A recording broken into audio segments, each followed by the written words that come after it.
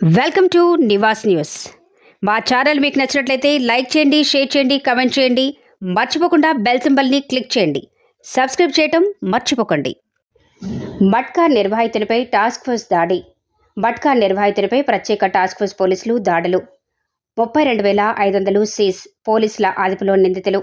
వివరాలు వెల్లడించిన జిల్లా ఎస్పీ చెన్నూరి రూపేష్ ఐపీఎస్. జిల్లా వ్యాప్తంగా జరుగుతున్న వివిధ రకాల అసాంఘిక చట్ట వ్యతిరేక కార్యకలాపాలను అరికట్టేందుకు గాను జిల్లా ఎస్పీ స్పెషల్ టాస్క్ ఫోర్స్ పోలీసులు బృందాలను ఏర్పాటు చేసి జిల్లా వ్యాప్తంగా విస్తృత స్థాయిలో దాడులు నిర్వహించడం జరుగుతుంది.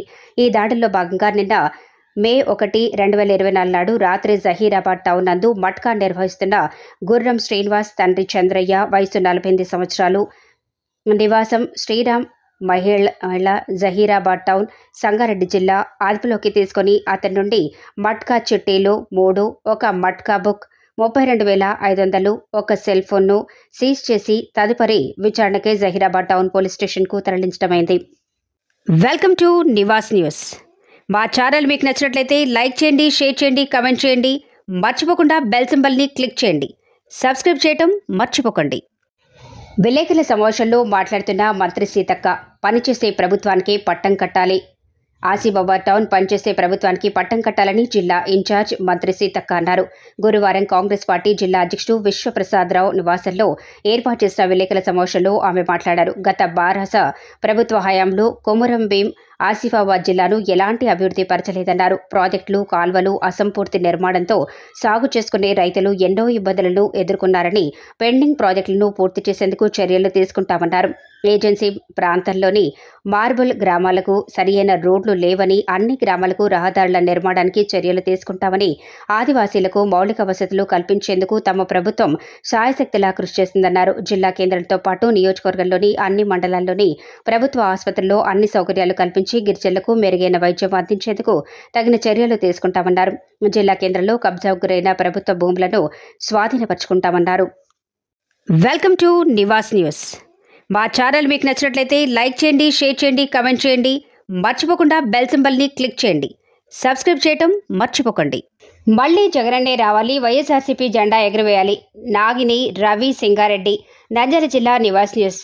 సంక్షేమ పథకాలతో పేదల జీవితాలను మార్చిన జగనన్న మళ్లీ సీఎం కావాలని, రాష్ట్రంలో వైఎస్ఆర్సీపీ జెండా ఎగురవేయాలని నంద్యాల వైఎస్ఆర్సీపీ ఎమ్మెల్యే అభ్యర్థి శిల్పా రవిచంద్రకిషోర్ రెడ్డి సతీమణి నాగిని రవి సింగారెడ్డి ఆకాంక్షించారు.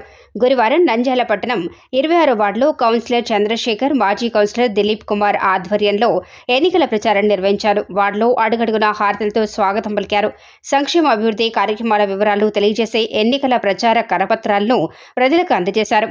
ఈ సందర్భంగా నాగిని రవి సింగారెడ్డి మాట్లాడుతూ, పేద మధ్యతరగతి ప్రజల యొక్క కష్టాలను, ఇబ్బందులను రాష్ట్ర ముఖ్యమంత్రి వైఎస్ జగన్మోహన్ రెడ్డి అతి దగ్గరగా చూశారని, ప్రజల యొక్క కష్టాలను, కడగళ్లను తుడిచేందుకు సీఎం జగన్మోహన్ రెడ్డి అమలు చేసిన సంక్షేమ పథకాల ద్వారా వారి జీవితాలను గట్టెక్కించాయని అన్నారు. రాష్ట్రంలో పేద, బడుగు, బలహీన వర్గాల పిల్లల భవిష్యత్తును బాగు చేసేందుకు, విద్యా ప్రమాణాలను పెంచేందుకు నాడు నేడు కింద శిథిలమైన అనేక పాఠశాలకు పునర్వైభవాన్ని తీసుకొచ్చారని తెలిపారు. అలాగే విద్యార్థులకు జగనన్న విద్యా కానుక, గోరుముద్ద, ఆంగ్ల మాధ్యమంలో విద్యను అందించి కార్పొరేట్ స్థాయి నాణ్యమైన విద్యను అందించాలన్నారు. అందరికీ ఆరోగ్యం అన్న నినాదంతో వైద్య సదుపాయాలను కల్పిస్తూ ప్రభుత్వ వైద్యశాలల్లో మెరుగైన ఆధునిక వైద్య సదుపాయం కల్పిస్తూ పేద ప్రజలకు సంపూర్ణ ఆరోగ్య సురక్ష అందజేశారన్నారు. అలాగే అర్బన్ సెంటర్లు, విలేజ్ క్లినిక్లు, అమ్మ ఒడి, వైఎస్ఆర్ ఆసరా, చేయుత, విద్యా దీవెన, రైతు భరోసా, చేదోడు, ఈ బీసీ నేస్తం పథకాలను అమలు చేశారన్నారు.